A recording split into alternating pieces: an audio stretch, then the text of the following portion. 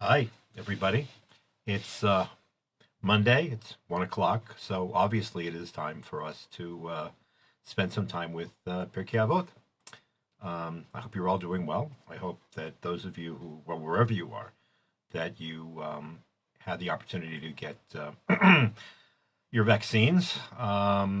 If you're, by the way, for those of you who live in Israel, I just received a note that at least if you're a member of Meuchedet, that you actually that in a number of places throughout the country, even if you're less than 35 years old, apparently there are a lot of people who didn't show up for their appointments or whatever the case might be. You can contact the Kupa and get your vaccine. And the idea is to get the maximum number of needles and the maximum number of arms, which sounds terrible. So please do that. Okay, we are actually moving on to to the last Mishnah attributed to Hillel, at least for now. And I think one of the most famous Mishnayot in all of the Mishnah and all of Jewish literature. It even is sung. There are those who actually sing this Mishnah. I actually was trying to find it on YouTube. If I can find it, I will put it in the for those of you who really are interested, I'll put it in the. I'll try to put it in the comments. It goes as this: Huaya Omer. He used to say, "Im eina nili mili, uchshani la'atzmi ma'ani, v'im lo achshav ematai." If I'm not for myself, who am I for? Uchshani la'atzmi ma'ani, and when I'm by myself, what am I? V'im lo achshav ematai, and if not now, when? So let's try to break this down and take a look at what this means. One of the things, this is pointed out by Zev Safrai in his wonderful commentary on the Mishnah. Im ena nili mili. It sounds like look out for number one. I am the beginning. I am the Alpha and the Omega. I am the beginning. I am the end. I, me, which is what I called this shear, at least listed in one of the places that I gave a title. That's it's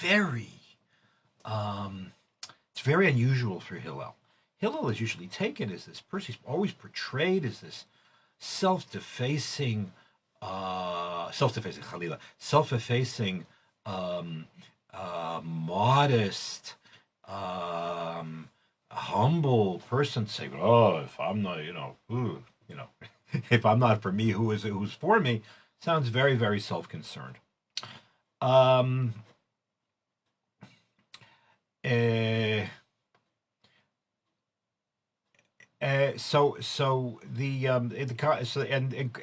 then you have the second line, which is Uchshani latzmi mani. If I'm by myself, who am I? Sounds like the polar opposite. So it sounds like you're something on something of a not a roller coaster, but something on a pendulum. What do you want?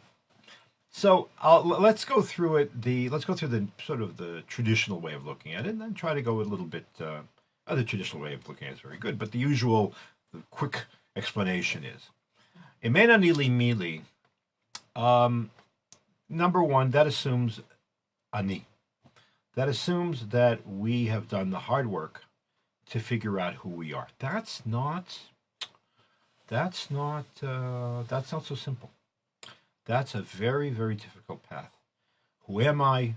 I know people of all ages sit there, look at the mirror, and say, "What do I want to be when I grow up? Who am I? Who am I not?" These are very profound questions. So the first presumption of Hillel is, "Imein anili mili." I have to figure out who the ani is. I have to figure out who I am, and that requires a certain amount of not just introspection, but sometimes it's a question of making peace with yourself. A lot of people have dreams which are not based on what they really, really want or what they really, really are, but really on maybe something they got from the outside or something that they thought that they could do, and it's really, really not. It's really not, or something that somebody told them to do. It's really not they. Um, the point is that we are all given certain tasks and talents. They're not in our they and those in terms of that those they're not really in our power. to change. Now that doesn't mean you can't add added talents and vistas to your life. Certainly you can, because we all have free will. But by the same token, there is this idea that floats around that we are all given a very, very clear mission in life, and that mission in life was given by God, and we were born at a certain time, and we were born in a certain place, and we were given certain capacities because God wants us to do certain things. And it's very natural for us to sit there and say, well, how come I wasn't born this? How come I wasn't born a Rothschild? How come Rothschild seems to be popular in the news today, right? How come I wasn't born to be great, in whatever great means? How come I wasn't born brilliant? I would have liked to have been able to be like so and so. That's a natural response, but it doesn't get you anywhere, because if you're not born that way, if you weren't born with those talents, and if you don't know what your mission is, then you're gonna end up with nothing, because you can't be them. You can't be somebody else, but you won't become who you are. Rav Kook used to like to say, and Rav Soloveitchik, actually, it's one of the few places where Rav Soloveitchik actually quotes Rav Kook, used to always say that everybody has a mission, and they were God-given mission, and everybody's mission is equally valid, equally important. So don't sit there and look at the other person. I know it's very hard.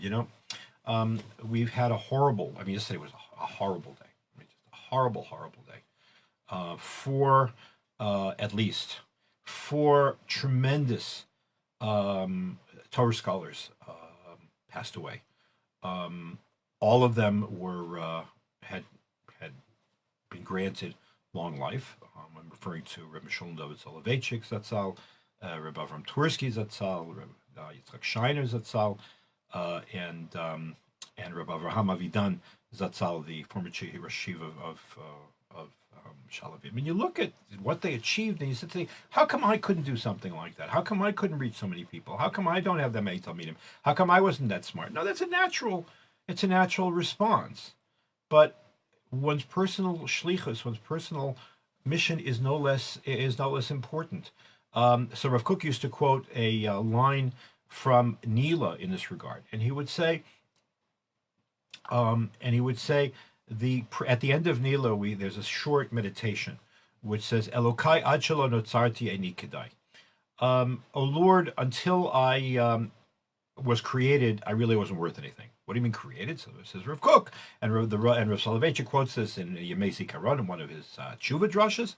He says, until I found out what my unique contribution to the world and to creation was, I wasn't anybody. So Eina Nili Mili means, in that regard, that I first have to work hard, and I have to figure out what and be happy with. I need to samech bechelki. We'll get to that later.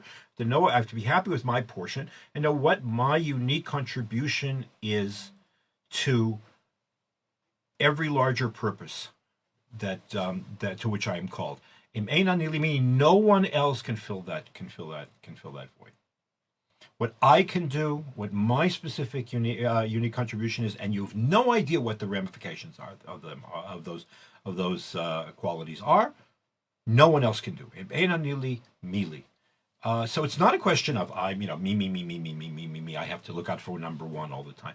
No, it's a question of much my responsibility towards myself in terms of realizing me, not for my own self-worth, not for my own not for self-satisfaction, self-achievement, but what I can actually produce to be able to contribute to the community and to the world and to everything else. So jealousy really is out of place, because if you believe in God, you believe that God made you a certain way and wants you to participate in a certain way, then of course you assuming that it's what you're doing is licit, right?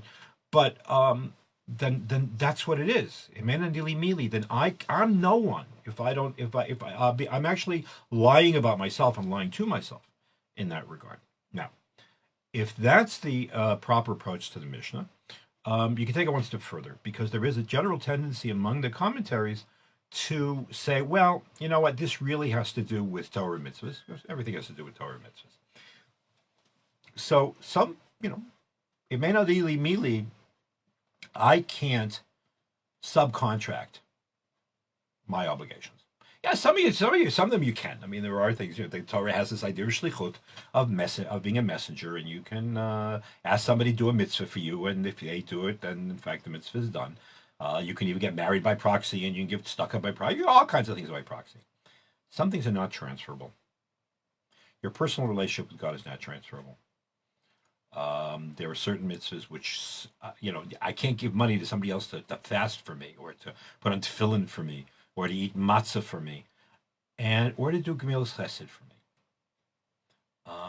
Chesed, acts of loving kindness, as opposed to tzedakah. Tzedakah, you write a check. Or we don't write checks anymore. We write every 5 minutes the phone rings, and then you call, and you those of it, and those if sometimes I think for those people who have to look at their credit cards in order to remember the number to pay people to give tzedakah on the phone. Yeah, so you do that. Something's wrong with you, because it means you're not doing it enough. But anyways, in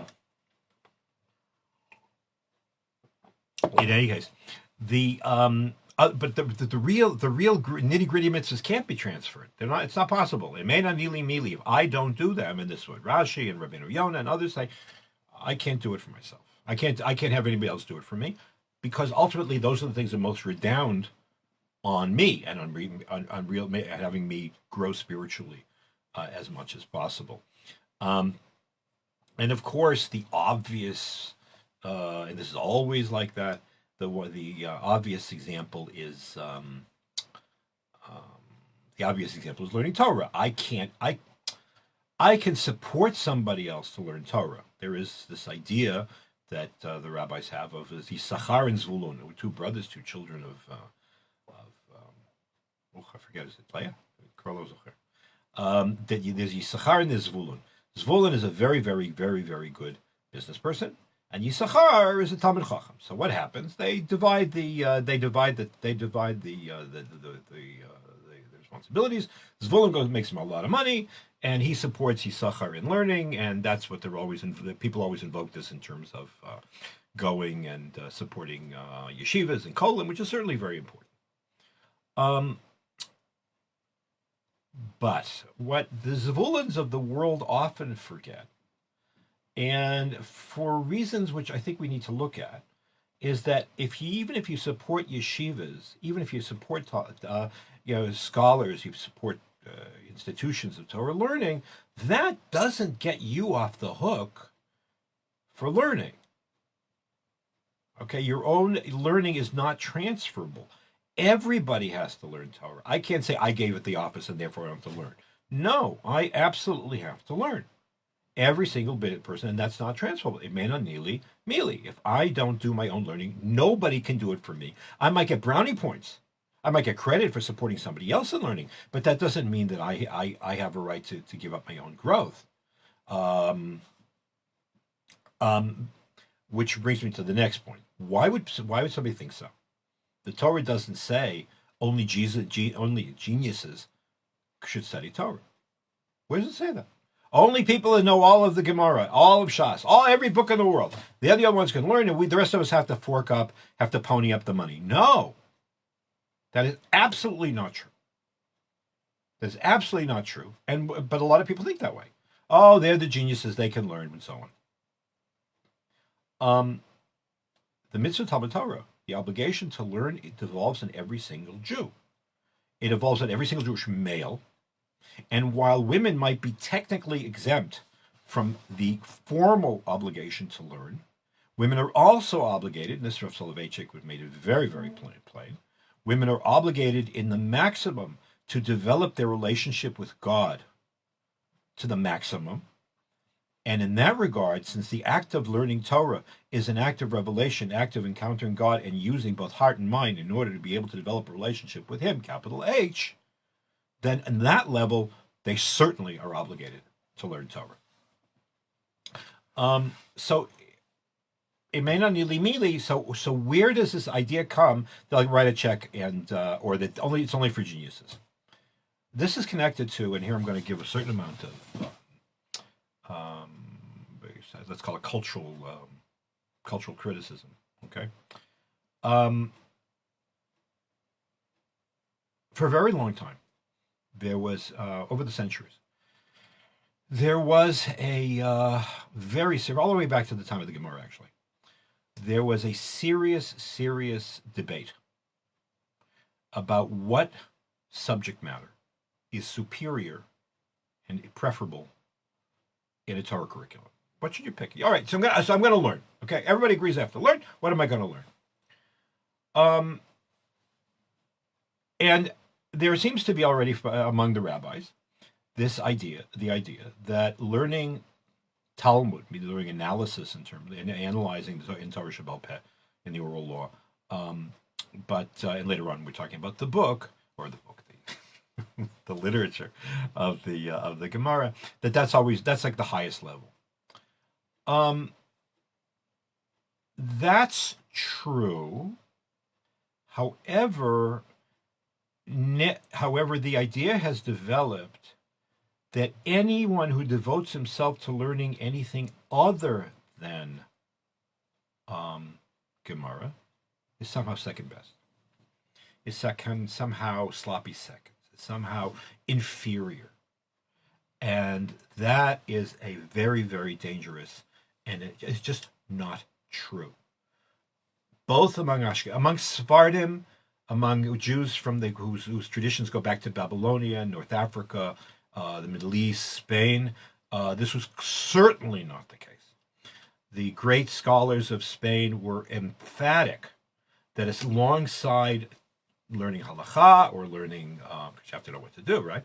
Learning halakha and learning Talmud, one absolutely must spend time learning Bible, learning Mishnah, learning ethical literature, studying philosophy or mysticism to the degree that you are qualified.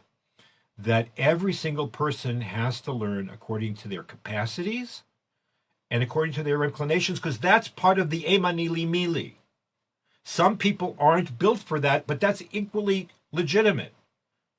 And even among Ashkenazim, where from at least from the time of the Balei Atosis, at least from the 12th century, this sort of Talmudocentricity, to use a word that my teacher, Professor Tversky, used to use, this overemphasis or incredible emphasis on the centrality and the superiority of learning Talmud.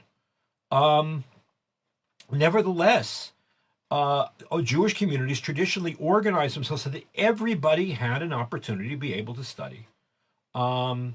Study something which is accessible to them, so that it could be meaningful to them. Not everybody has a head for Talmud.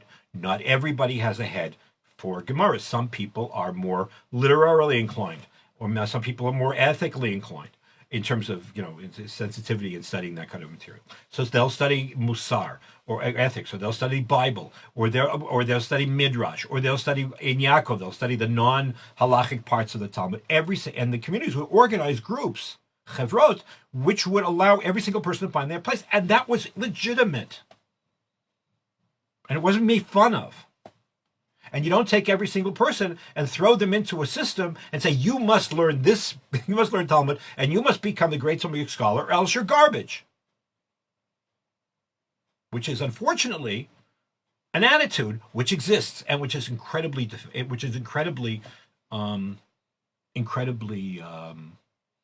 destructive. Because not everyone is built for that. And God wanted it that way. Because otherwise, why would there be all these other parts of the traditional Jewish library which are equally Torah? So in Nili Mili, you need to know it's not your personality is not transferable, your mission isn't transferable, your capacities aren't transferable. You have to see who you are and what you're good at, and then you max that out. Okay. Uchshani la'atzmi ma'ani, and when I am by myself, who am I? So here already, we go to the other extreme. Man is not an island. Man is a political being. By the way, when Aristotle, and this is quoted by the Rambam, says that man is a political being, he doesn't mean that he likes to go into politics. It means he's part of a community. we Jews are by definition communal beings. We are part of a community. We derive our identity from being a community. Whether we like it or not, people identify us as part of a community, as part of a people. There are very negative voices in American Jewish academia decrying and denying the fact that we are a people or a nation. We're just a religion, a bunch of individuals. That's really a distortion, terrible distortion of what Judaism is about, because as much as the individual is important, similarly, are we part of a community? So, if I'm by myself, who am I? What am I? It's true. Everything we do is part of a community, and that includes. We talked about this for 2 weeks running. Part of that means teaching. Part of that means being a part of an example, and part of it means being humble. What do I mean by humble? Again, I keep coming back to these themes because these are the themes that keep floating through, or they're threaded through the Mishnayot.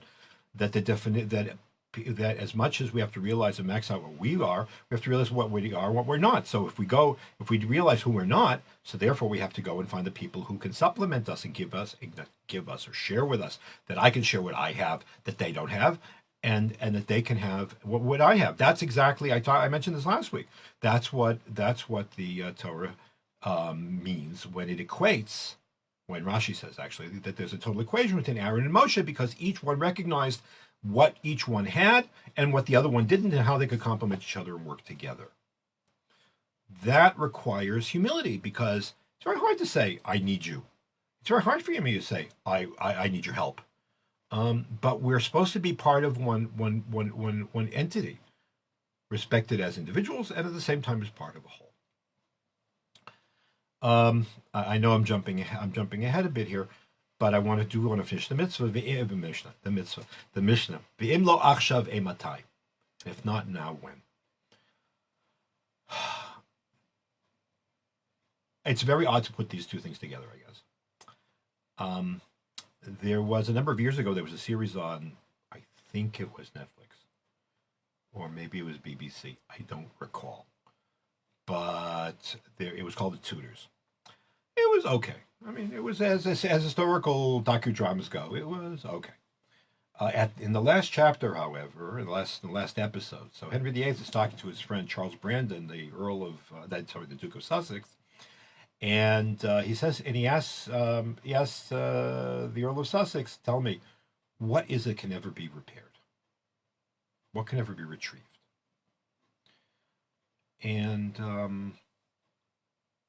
Brandon offers a few things. One's honor, one's this, one's that. And the king says no. Henry VIII says no. Time. Time can never be retrieved. Time can never be retrieved.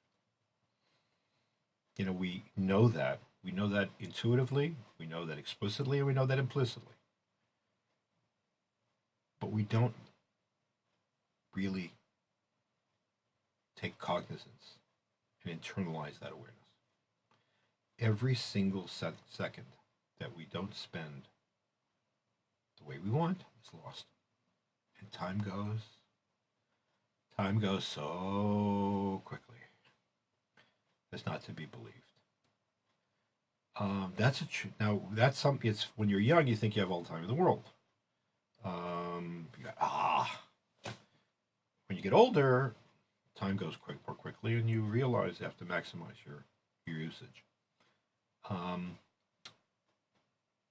About 6 months ago, I heard a shiur of Self-reallization, in which he complained about the fact that if anything bothers him, it's about the amount of time he lost or wasted. Now, when I think about how the Rav was a person who was so involved in learning all the time, and continued to master, not just learning, not just Torah, but he was up to date in all kinds of other fields like physics and even certain forms of Protestant Bible commentary. I go no. If the Rav already said, I wish I hadn't wasted so much time,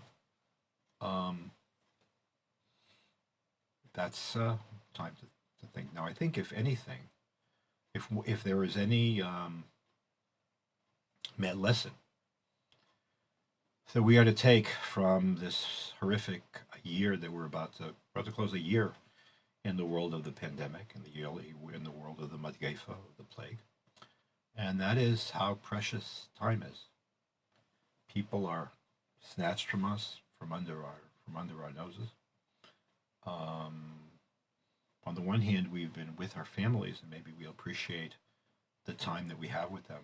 It's very precious. I was thinking about that on Shabbos when at this stage of life do you have children, 20 children? Well, I have three that aren't married, and I'm looking to marry them off. We can talk about that another time. That's very precious. But it also means that you have to know that time should be maximized, because we don't know. We really don't know. And with the angel of death, even with the vaccine wandering around, it's maybe part of our introspection should in fact be im loach shavei matai. So when Hillel says imanani li mili, we have a certain amount of time to maximize who we are, find out who we are, and to act on that and make peace with that, because at the end of the day, that's what God wants us to do. Shani latzmi mani, but that has to be done with the community. Something we feel, whose loss, whose lack. I know that I feel. I mean, I'm incredibly grateful to all of you for the opportunity to be able to teach, although I would love to do it in a room and see your faces and talk to you and you have questions. I mean, sometimes there are questions, and I'm very grateful for them. This is another call out to you, Carol. But it's horrific, and without never mind the formal things which are important, Kriyas Torah and Kedushin stuff, but we are a communal people, and that's at the essence of our beings, and we've been deprived of it to a very significant degree in this past year. Maybe we'll appreciate it. Vim loach shavei matai. I'd like to close. I'm going to go a few minutes over. I hope you don't mind. I'd like to close with a comment on this Mishnah, which I find to be so appropriate, especially in light of all of the discussions about funerals and about mass meetings and demonstrations and stuff like that. In the late 16th century, early 17th century, there was a preacher whose name was Isaiah Figo. Isaiah Figo was originally actually his ancestors came from Spain. He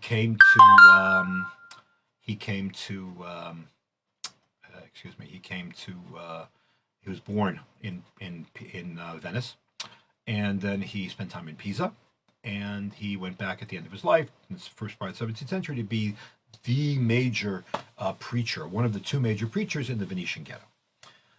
He was a person who went through a lot. He started out being what we would say, maybe a more modern Orthodox Jew. That's very anachronistic, but he was very into the sciences and the arts and very much a Renaissance person aside from being a Rav. And then he decided, no, I only want to spend my time learning Torah. And he has a long discussion at the beginning of his book, which is called Gidolei Truma, about how he sort of went through this metamorphosis in which he realized that he has to maximize his time in Torah alone and do better at Torah rather than anything else. Okay. He was a phenomenal preacher. To this day, his collection of sermons, which is called Binah Le'itim, is still in print. I don't know of any. Okay, let's do this. There is no other Italian preacher from the Middle Ages whose collection of sermons is still a bestseller, relatively speaking, in the world of Sifrei Kodesh. Nobody. And they were wonderful preachers, but Figo, he was something else. So in one of his drashot, which he gave just before Purim, he gave it on the occasion of what's called of Parshat Shkalim. Parshat Shkalim we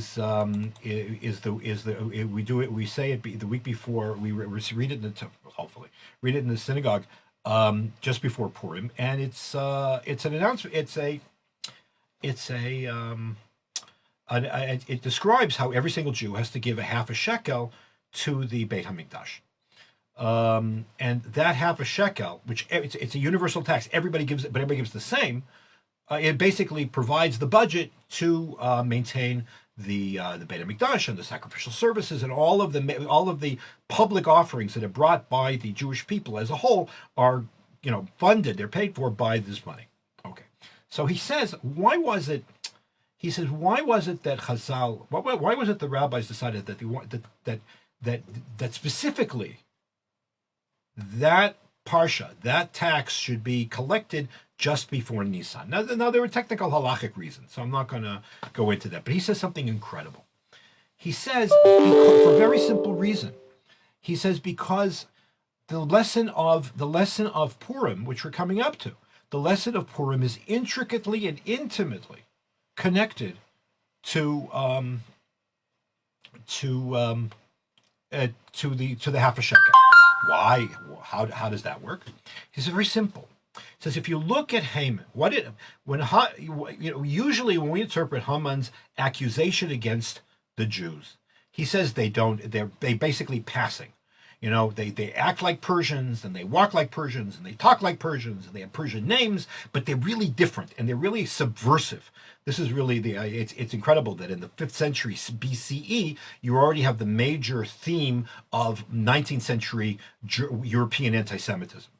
In fact, that's a sub-theme. The claim of Haman is actually the sub-theme of one of the most nefarious movies that was ever written, that was ever filmed, leading up to the Shoah, which is called Der Ewige Jude, the Eternal Jew.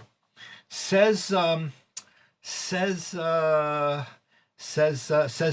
Figo, that's fine, but look further. If the Jews are so entrenched, they're so nefarious, they're so insidious. So how is it that we can beat them? So said Figo. Take a look. What did Haman say? Yeshno am echad. There is a nation. Mifuzar bein ha'amim. They're scattered throughout the nations. They're scattered throughout the nations. They don't get along. They don't get along. They can't stand each other. They're constantly at each other's throats. They're constantly fighting. They're constantly arguing. And because of that lack of unity, we can get them. We can divide and conquer. We can take advantage of the fact that they're constantly fighting and they're constantly at each other's. They're always about me, me, me, me, me, me, me. They're all constantly people of Amena, Nili, Nili.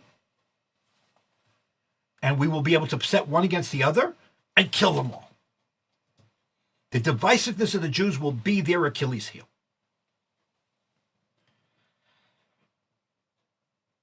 In the end, when the Jews were attacked, they came together, nikhalu, they gathered together, and they unified to fight back against Haman and against his hordes. Says Zaria Figo, that's why Parshat Shkalim comes before Purim. Because the lesson of Parshat Shkalim is that yes, im ena nili mili, every one of us has our own thing, and we fight like crazy. The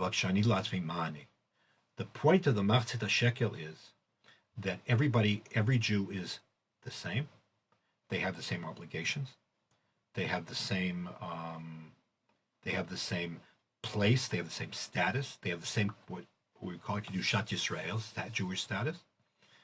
And not only that, here something again some Rav Soloveitchik would say, not just he, but that's where I heard it from. When a Jew, the question is when they take money from this half shekel that everybody gives, what's the status of the sacrifice that's offered? In other words, is it a matter of like every single Jew has like a little bit of it? I mean, it's like a partnership, or is it something else? And the Rav said that really the Jewish community, Knesset Yisrael as a whole, is an integrated whole. We are all part of it, but it's bigger than the sum of its parts. It's something separate in which we are merged and blended. So when you give the Machzit HaShekel, I'm saying I am part of something larger than myself, in which I contribute, but the whole is larger than the sum of its parts. So,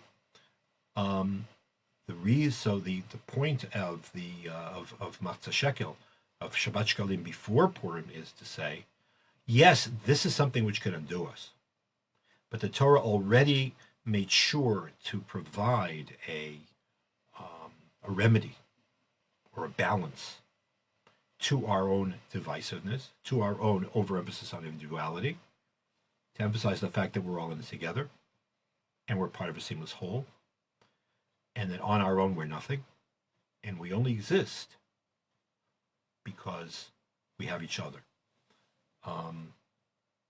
In light of a lot of things that have been going on, at least here in Israel, I think it's a lesson that we could all very much sit and ponder and implement. And if we don't do that, I can't help myself. If we don't do it now, I don't know when we will be able to. Now is really the time. Okay. Sorry I went a little bit over time. I hope you don't mind. This will be up on my YouTube channel, Instagram, and it certainly will stay here on the daily on the Tel Aviv International Synagogue daily share place, as well as on my Facebook page and on my story. And please comment, please share if you wish, and no, please share with me whether you don't or not. And we will see you, please God, next week. Be well. Get yourselves, those of you who haven't, please get vaccinated and stay healthy. Follow the rules.